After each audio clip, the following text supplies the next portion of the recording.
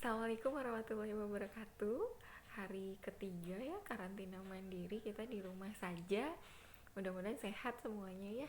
Beberapa waktu lalu saya menyediakan diri disebarkan informasi bahwa saya secara pribadi menyediakan waktu untuk bisa menjadi pendengar.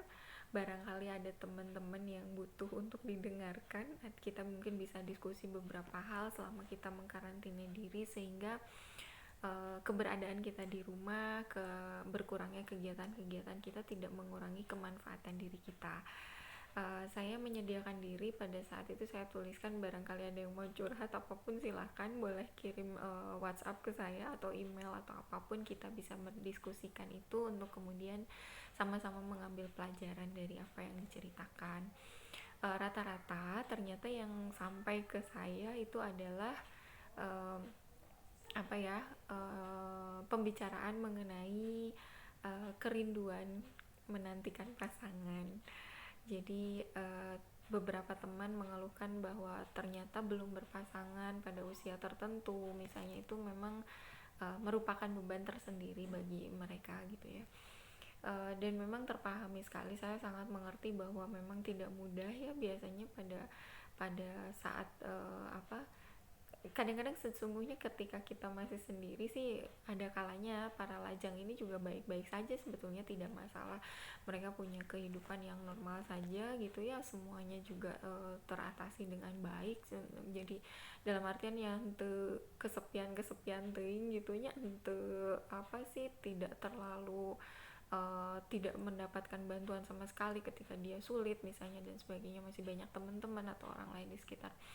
Cuman memang ternyata di mana-mana, barangkali dalam beberapa hal ya, antara pemain dengan penonton itu memang kadang-kadang penonton yang suka lebih heboh dan tidak sabaran.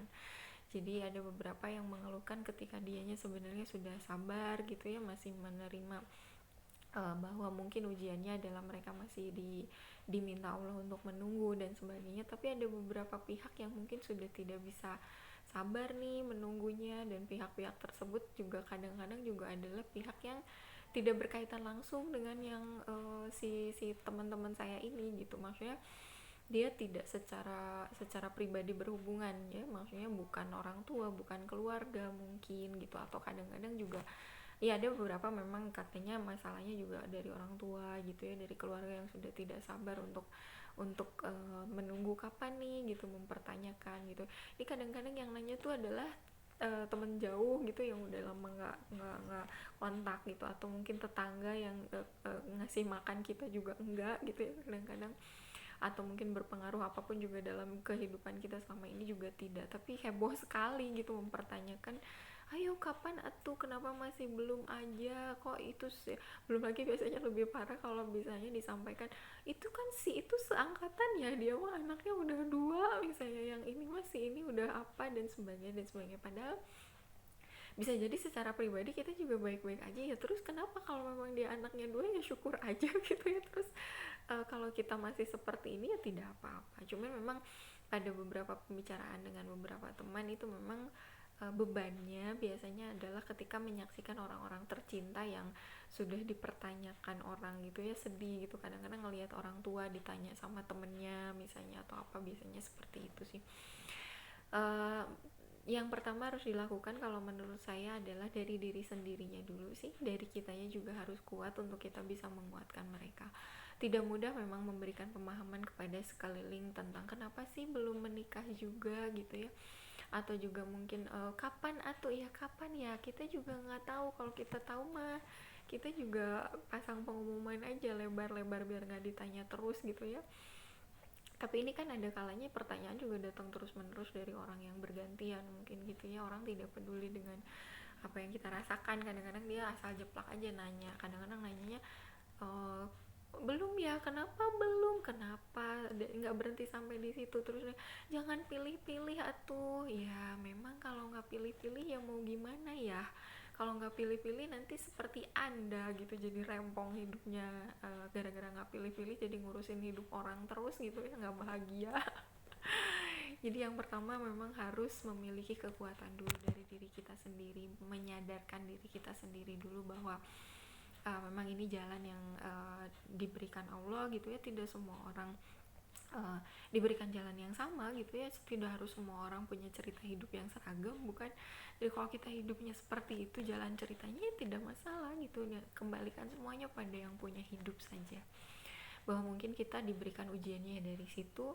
Apakah memang hanya kita yang diberikan ujian untuk menguatkan hati kita? Kita harus melihat bahwa ujian itu tidak hanya diberikan kepada diri kita, jadi ujian itu diberikan kepada semua orang, dan masalah kamu itu tidak selesai dengan kamu menikah. Jadi jangan menganggap bahwa aduh ini udah gak kuat, pokoknya pengen nikah sama siapapun kayak gimana pun bentukannya, pokoknya gak ditanya lagi kapan kawin, udah gitu. Gak bisa seperti itu. Nikah itu harus benar dulu niatnya, perbaiki niat dulu. Bismillah, ingin menyempurnakan separuh agama, ingin mengikuti sunnah Rasulullah, mencari keridhaan Allah. Semoga Allah ridho, semoga Allah berikan jodoh di dunia untuk bisa sama-sama mencapai keridhaan Allah gitu ya, untuk hidup yang abadi selanjutnya. Dan tidak selesai dengan menikah. Jadi ujian itu tidak selesai dengan ketika kamu menikah. Jangan beranggapan bahwa pokoknya kalau saya nikah kayaknya udah gak punya beban lagi nih seperti ini. Tidak seperti itu. Jadi dalam beberapa, saya juga suka menulis gitu ya, dalam beberapa tulisan saya pro jomblo sekali gitu ya. Karena apa? Karena dari beberapa kisah saya suka ikut larut gitu ya, merasakan sekali, apalagi kalau bebannya dari perempuan biasanya gitu. Tidak mudah gitu ya, usia segini sudah harus dipertanyakan kapan menikah dan sebagainya, itu tidak mudah. Yang kuatkan diri dulu untuk bisa menyadari bahwa ini memang jalan dari Allah, dan ketika Allah yang memberikan jalan kepada ini, dalam setiap peristiwa hidup kita kan selalu diberikan pilihan. Yang menimpa kita ini akan jadi pahala atau menjadi dosa, dan tenang saja, semua ada waktunya. Dan ketika Allah sudah menggariskan waktunya, maka tidak ada yang bisa menolak. Dan ketika Allah belum memberikan waktunya, maka tidak bisa dipercepat oleh siapapun gitu ya. Jadi sabar. Kemudian juga difahami bahwa ini merupakan bagian dari jalan ibadah. Diniatkan untuk mendekatkan diri sama Allah, minta doa sama banyak orang, terutama orang tua misalnya.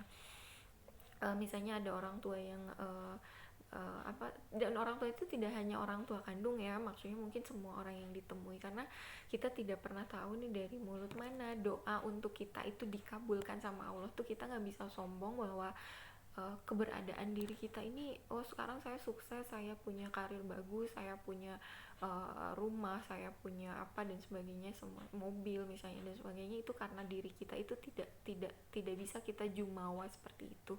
Karena bisa jadi apa yang terjadi pada diri kita adalah doa dari orang-orang yang kita temui. Kita tidak pernah tahu dari mulut mana doa untuk kita itu dikabulkan Allah. Belum tentu doa dari mulut kita. Dan kita juga harus menyadari diri gitu ya, kayak gimana sih emang kita ibadahnya gitu, udah kayak apa sih memang kita selama ini memohonnya. Itu dulu mungkin yang harus dirintis gitu ya, bahwa ini harus disadarkan dulu diri kita bahwa ini jalan Allah, dan kembalikan semuanya kepada Allah. Dan ini tidak mudah, memang tidak semudah ketika saya mengatakan sabar ya, nggak bisa. Ini nggak cukup dengan ngomong bahwa sabar ya, nanti juga ada waktunya dan sebagainya. Nggak bisa seperti itu saja. Ini juga harus diikhtiarkan. Ikhtiarnya dengan cara seperti apa? Yang menjadi syariat yang sangat disarankan adalah perbanyak silaturahmi.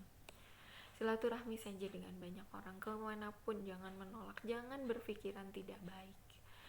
Memang jarang sih kadang-kadang pikiran tidak baiknya muncul untuk enggan bersilaturahmi itu. Kadang-kadang penghalang dari silaturahmi itu adalah kadang-kadang nggak mau ditanya-tanya. Misalnya kalau yang ini mah udah pada nikah, nanti ditanyain udah nikah apa belum, ada yang nanya anaknya berapa padahal nikah aja belum misalnya. Jadi nggak mau silaturahmi. Itu juga keliru dan harus diperbaiki, bahwa salah satu syariat untuk bisa bertemu dengan jodoh itu adalah memperbanyak silaturahmi.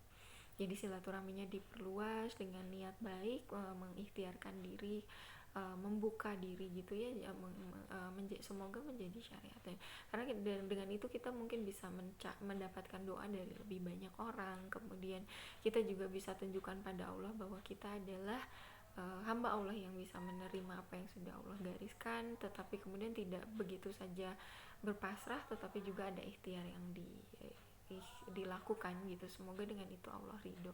Tidak lupa juga tingkatkan ibadahnya, perbanyak bakti kepada orang-orang yang mustajab doanya, ada orang tua. Lakukan juga doa di waktu-waktu mustajab ya, di saat turunnya hujan, di antara iqomah misalnya dengan azan. Kemudian juga minta doa dari fakir miskin, anak-anak yatim, itu juga mungkin bisa menjadi syariat untuk dilakukan. Itu dulu. Assalamualaikum warahmatullahi wabarakatuh.